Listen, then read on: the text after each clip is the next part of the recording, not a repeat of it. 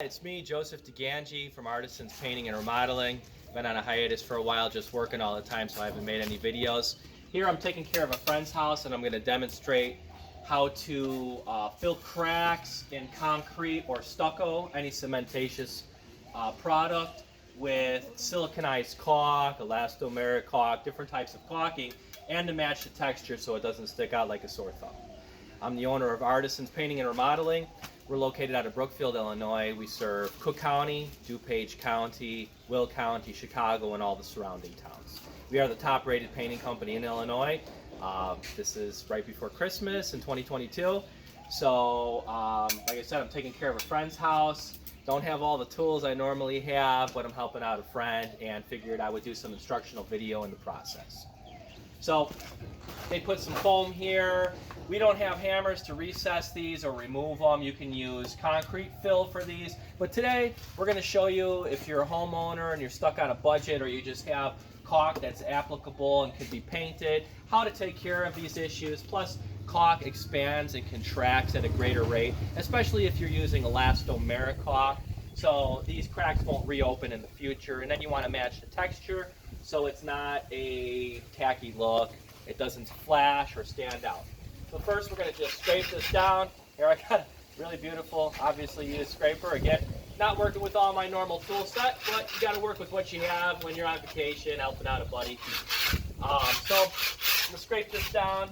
You don't want anything protruding past the surface because physical texture will all translate to the finished product and how the appearance looks. Any loose paint you want to remove. This paint we're using is a self-priming paint specifically designed for all masonry surfaces, concrete, stucco. Whoops. So yeah, remove all loose paint completely. Ideally power wash the surface, allow it to dry. So anyway, we'll get over to the caulking here. My daughter was saying, oh, you're so stiff and you're like a different person when you make videos, so I'm going to try and be more real. Did you see where the knife is, guys? The little knife? Oh, here we go. All right. So this particular tube of caulk, again, it depends on what area you're in, but you want paintable caulk that is rated for outdoor. This is acrylic plus sealant, so this should work totally fine. Specifically designed to expand and contract for exteriors. This one you have to cut the base off before you attach the tube, or the part that we will actually apply. Comes with this. The mistake now, when you're doing interior, you want a smaller cut. When you're doing exterior, for larger gaps, you want a larger one. We're going to start smaller and work our way up. Here it has little notches, so you want to take a fresh knife. Oh, this actually has a hole here, but you want to cut it on the smallest 45 you can to start. And this knife is a little bit older, again using borrowed materials. But if you look at that, a good 45 to start. Interior, start with even smaller, because if you have new trim, you don't want an excessive amount of caulk coming out. Where's the water, guys? And sponges? Everything keeps getting moved on me. I had one over here. Okay, anyway, you want any form of bucket. Here, thank you. I'll use that. This is perfect. Alright. So a bucket, like a 5-gallon bucket or a larger pail is even better. These sponges are pretty much going to get trashed out, but if you use larger tile sponges, those are better. These will work in a pinch. Again, this is more of a DIY type of deal. So this caulk here is a stress crack. We're going to fill it.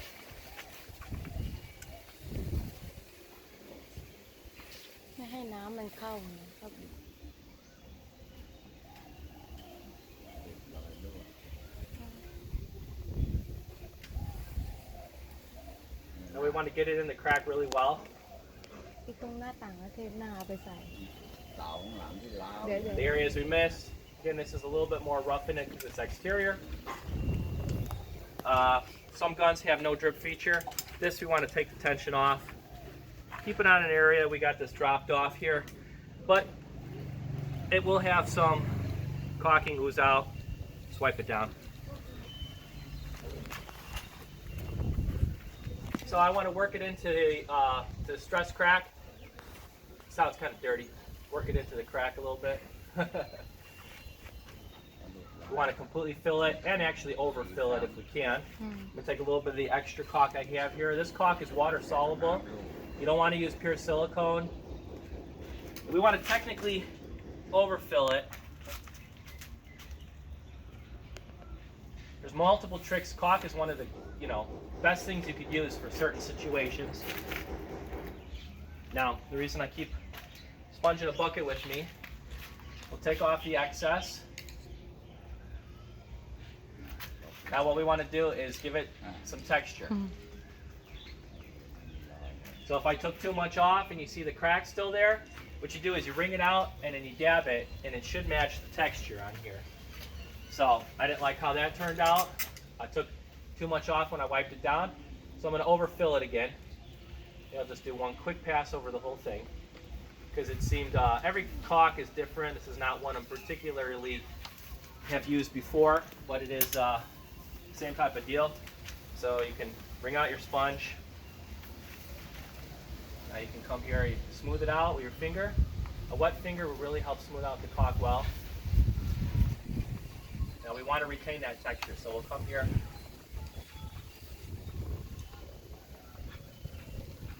You dab it with a damp sponge. If you got too much, you just adjust accordingly.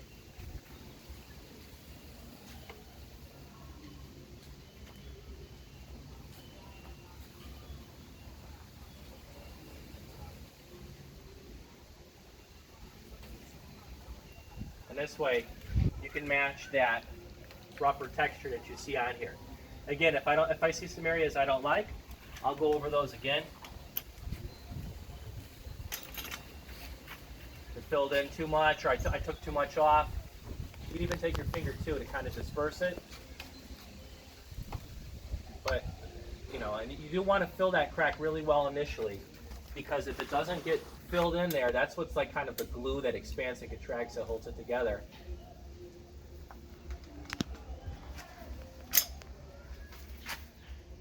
I want to make sure it's adequately in there. I'll use my finger for initial, and then the wrung out sponge. It's semi-damp, because the water is what thins it. And then you just, if it's too thick here, okay, disperse it more. And then you tap it, and what it does is it pulls it and gives it kind of that spiky texture. And that matches much better. Now, I'll explain over here. Let's find another crack that doesn't look so good. Okay, right here's another stress crack. Now, the tendency is to just smooth it out, but when you have a textured surface like rough sawn cedar, concrete, stucco that has a very significant texture, I'm going to work it into here, so I make sure I fill it well, because sometimes it'll shrink while it's drying. So I'm going to take my finger and work it in there really good. And since it's water soluble, unlike silicone, you can just keep your bucket here with the sponge, keep your hand clean. If you have a larger bucket, it'll be much better.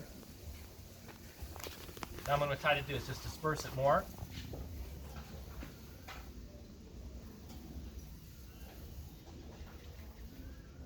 And you want to kind of have it overfilled over the crack. Bring out my sponge, and again, this is, it's nice to have a big tile sponge. It'd be a lot better. And then you have to use the finesse to kind of blend it in. And again, if you see the crack still exposed, this caulk doesn't have the body that I'm normally used to. So what I'm going to do is kind of like a patching technique. It's just slightly overfill right over the crack so it doesn't expose it, because it seems like this is coming off a little bit easier with the water. And again, depending on the products you're using, sometimes you might have to adjust accordingly. So I'm just going to use my hand to give it a little bit of texture. I want it slightly overfilled over that crack so the crack doesn't reappear. Now I'm just going to come here, and if I got to wring it out again, you need the sponge a little more damp, less damp. Not the greatest sponge for this, but it serves its purpose. Now when that's dry, what I'll do is I'll prime it and hit it, depending if we're going to do 2 coats across it. I'll prime it. Sometimes we will spot prime it to repair the caulk area so it doesn't flash. That's what's going to seal it down really well, give a good base. This is self-priming paint for masonry. It's 100% acrylic, I believe. We could also spot prime it since it's siliconized caulk. Spot prime around here, feather out the edges once or twice before we do the whole thing, and then you'll have a nice uniform finish. Put 2 coats on it, you're good. We got some holes here. Let's see how this caulk fills. Again, I'm not the biggest fan of this caulk. First time I've actually even used it, but it has all of the characteristics. If you take a patching blade, you overfill, you can fill like areas on wood, things like that. You can also wipe down the blade so it leaves it clear. But you can see how smooth it is. So what we want to do is slightly overfill the hole. Take this blade so that it's slightly overfilled, because we don't want an indentation. Come here.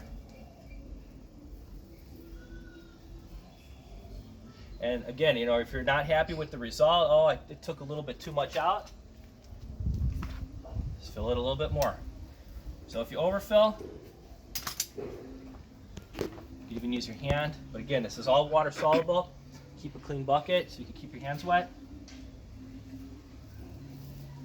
The good thing is you're not waiting an exorbitant amount of time for things to cure.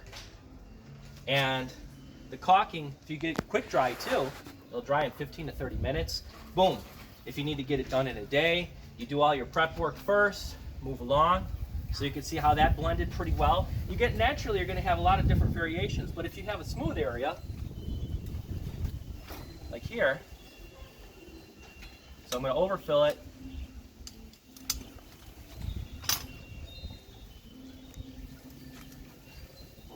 I'm going to go from the middle out. I'm not pushing down too hard because I wanted it to be overfilled. I'll get a little bit closer to smooth. Come here. You get a lot of production done in a day with that. You're not waiting for concrete to cure. Some paints need 7 days. Concrete paint 7 to 30 days before you can do them. Boom, 100% acrylic.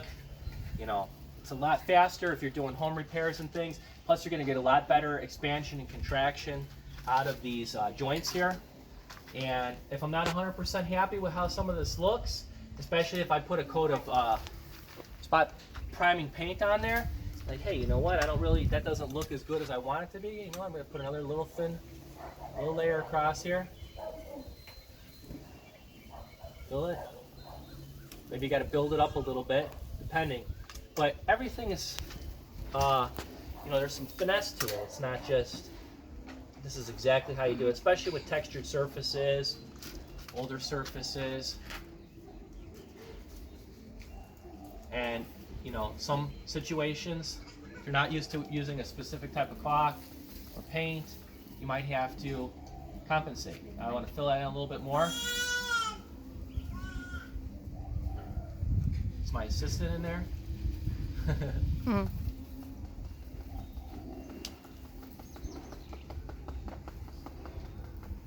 Now you can see, again, this is blending better. Instead of, sometimes depending on what type of caulk you use, it'll sink in too much. So you should always double check your work and not just think, oh, I'm a master, I can just move on, blah, blah, blah. Again, I'm using a type of caulk I've never used before. It seems to get thinned out a lot faster with water than what I'm typically used to. But that's what you do, you improvise. So I overfill, come back, texture, boom. And sometimes using a blade to get it in there. Now it's more of a seamless repair. Oh, you know what, there's an area I don't like. Okay, boom, put some more caulk on there. Come back. It's too thick, you thin it out a little bit. But if you do that tapping method, it makes it spikier.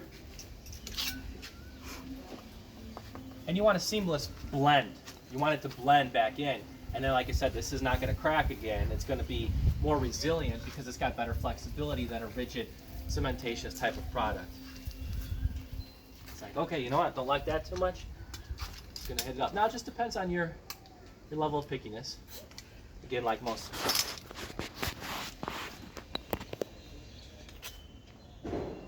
But, yep.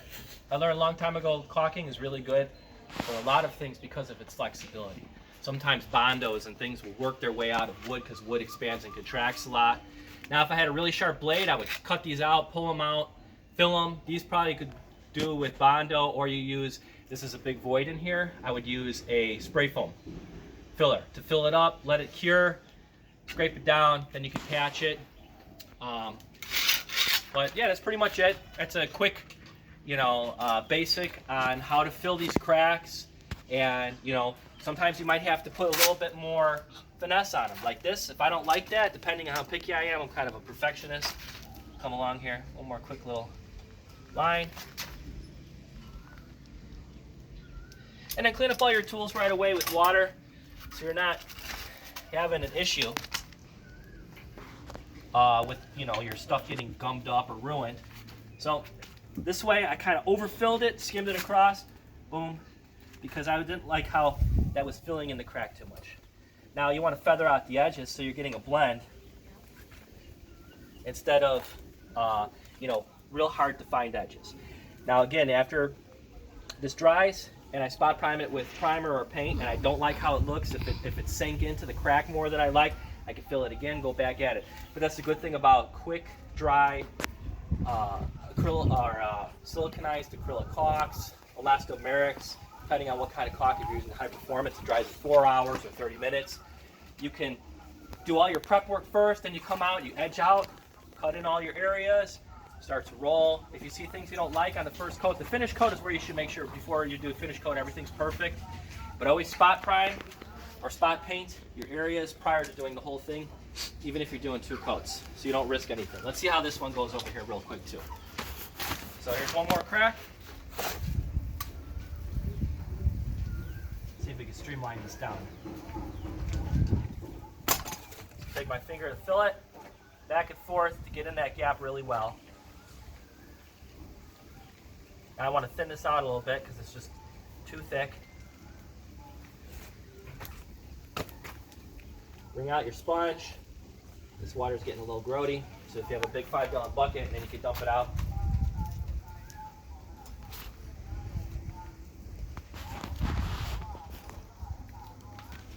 And boom. So again, this is Joseph DeGangi. I'm Joe from Artisons Painting, the owner. I've been doing this my whole life, 22 years professionally. My company, we're a top-rated company in Illinois. I'm fully insured. I carry workers' comp. We have an A+ rating with the Better Business Bureau, and we guarantee satisfaction. We're not a franchise. We don't sub out jobs. Everything's in-house. All my guys are seasoned painters, 10 to 20 year experienced painters, and we guarantee all our work. Thank you and God bless.